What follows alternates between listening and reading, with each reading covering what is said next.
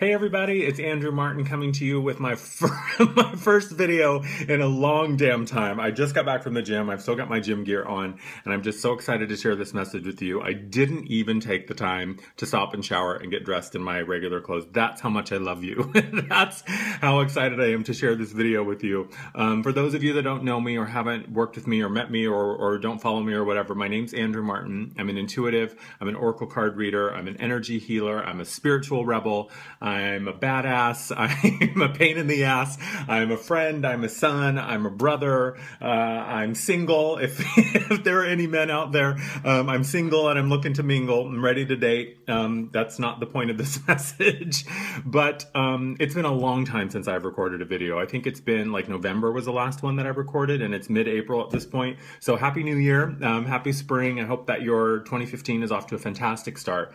But I'm sharing this video with you today because there is a reason that you're watching this video. And the reason is that whatever that thing is, and you're going to know exactly what I'm talking about as this video progresses, whatever that choice that you've been putting off, whatever that decision that you haven't wanted to make, whatever that risk or that chance or that thing you've wanted to start or that step you've wanted to take or that project or thing you're creating that you've wanted to complete, or that new thing you've been wanting to try, or you've been wanting to leave something or end something or walk away from something, but you don't know how, or you're afraid, or you feel like you're going to fail, or you can't live without it.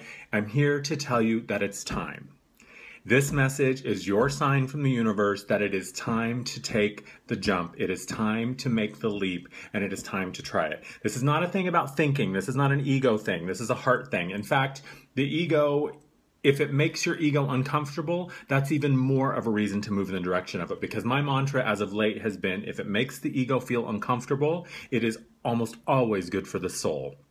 Think about that. The ego only ever creates from fear. It only ever creates from the past. It only ever is able to gauge what's in front of it based upon what has happened before. The ego is not a visionary. The ego is not a revolutionary. The ego is not a free thinker. The ego is not a creator of anything new or anything wonderful or fabulous. And I'm not here to say the ego is your enemy. The ego is our servant. This is the time we are living in now where the energies have shifted and the ego is now in service of the soul. The ego is a great assistant. The ego is a great hard worker. The ego is a great taskmaster. The ego is really, really good at helping us get things done. When we've got a to-do list or a task list or a list of things that we've got to complete, the ego is really good at that. But the ego is not the one calling the shots anymore. It is time for us to drop our bullshit stories about why we won't be successful, why we can't be happy, why we can't have what we want, why it's never going to work, why it's a failure, yada, yada, yada. Trust me, I know that there are a million reasons every single moment of every single day that we can think of to keep us from doing what we want to do, to keep us from moving in the direction of our desire, to keep us from moving into a life that feels exciting or that's thriving or that's alive or that's thrilling. You know, a life where we get to wake up in the morning and go, yes, this is exactly what I fucking want to do. And I am so excited to do it. And it all starts with us being willing to roll up our sleeves and do the work that is required to make the changes in our life. In fact, it is the most loving and compassionate thing that we can do for ourselves and for the world, to serve what our heart is telling us to do, to follow the inspiration that we're getting all of the time from our higher self, our light team, our guides, our angels, whatever you want to call it. They're always whispering to us and showing us the way to get to what we want. And they're always sending us signs and signals. We just have to learn how to tune into that heart space and begin to really listen to it.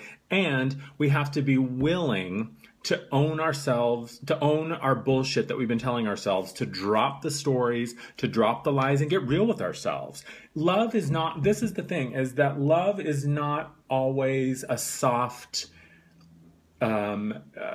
love is not always soft and sweet and quiet. Love is powerful. Love is a force of change. Love is love is the mother who sees her child in danger and is like overcome with strength and the protective instinct to do whatever she needs to do to protect her child from harm. That's what love is. Love is the fire and the passion. Love is the drive. Love is the thing that wants to, we want to grab life by the balls and get every single bit of joy and passion and satisfaction out of it that we can. So loving yourself means sometimes you've got to stand up and you've got to own your power and you've got to say, look, I'm the one that gets to decide what my life is made of. I am the one that gets to decide what my life looks like. I am the one that gets to decide the quality of my experience. I am the one that gets to decide how I respond to life, how I engage with life, how I enact with life. The life that we want, I'm here to tell you, the life that you want, the life that I want, the life that anybody wants is not going to come along and just fall in your fucking lap. If you've got an idea that some white knight is going to come riding up on his horse and sweep you away from all of this,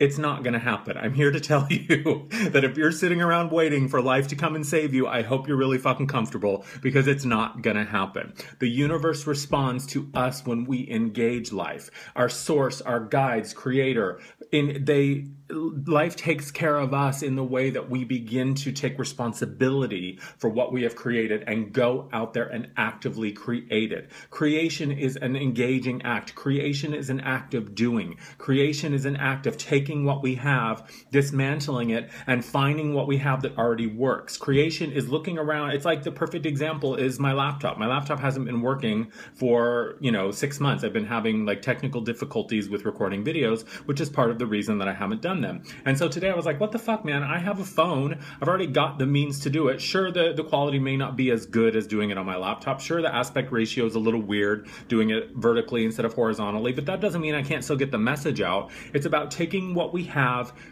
and beginning to build what we want from it. That's the act of creation. That's the act of deciding that we're going to do it. And you know what? You will be guided. You will be protected. You will be provided with the people and the circumstances and the opportunities and the resources to create what you want to create, but you gotta start. It's not going to show up on your doorstep in a nice, tidy cardboard box with a bow around it saying, here's everything you need to start your dream life. That's not the way it works.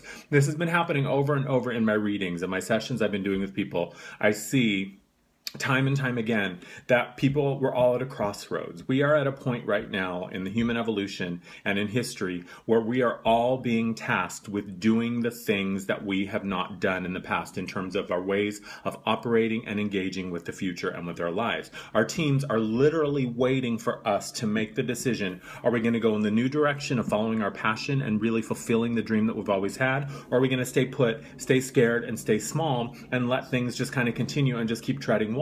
We will always be supported. We will always have the love and the protection and the guidance of our teams. But if we're just going to continue to do the same thing that we've always done, there's not really much room for them to come in on our behalf. It is only when we decide to take life on and to engage and to dive in, that's when it opens up, because all of a sudden the team is like, okay, great. They need to meet this person. They need this kind of resource. They need this opportunity. They need this circumstance and this encounter that might all seem random, but it's not. It's all laid out for us. But we've got to decide that we're going to begin to move in the direction of what it is that we really want to do.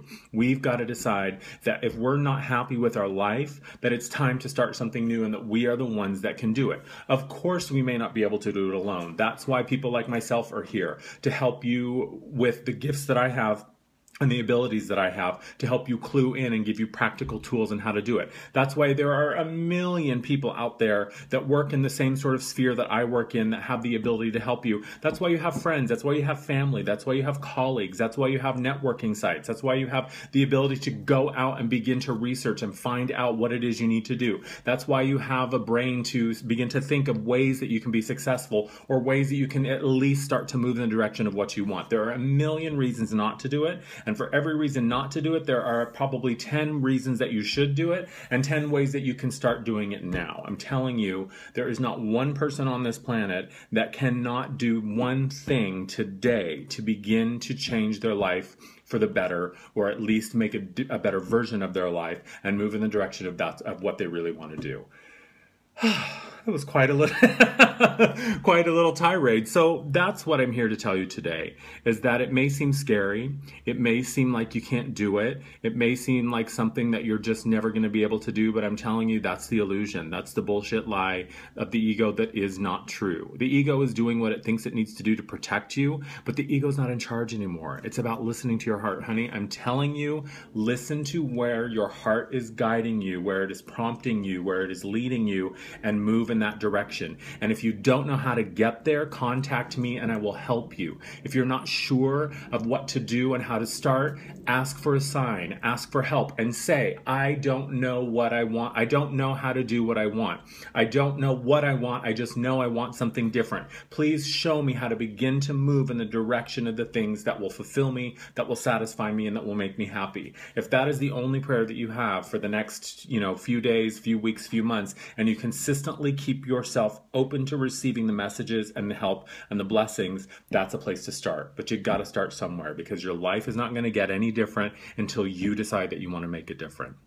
That's it. Thank you for watching. I really, really hope, fingers crossed, that this video works. I'm going to upload it to my computer and post it to YouTube. As always, you can go to my website, check me out there. I'm doing some amazing work now with my sessions and my Oracle card readings. I've got some really cool stuff on there, so go to my services page and check me out. You can also follow me on Facebook. Please contact me if you need some help. I'm also taking appointments now at my place in Seattle, so if you're local to Seattle, or if you're going to be in Seattle in the next few months or whenever, look me up and book an appointment. You can come meet me in person. We can do a one-on-one session here in my lovely little apartment. That's it. I love you. Have a fantastic day, and I'll talk to you soon. Bye-bye.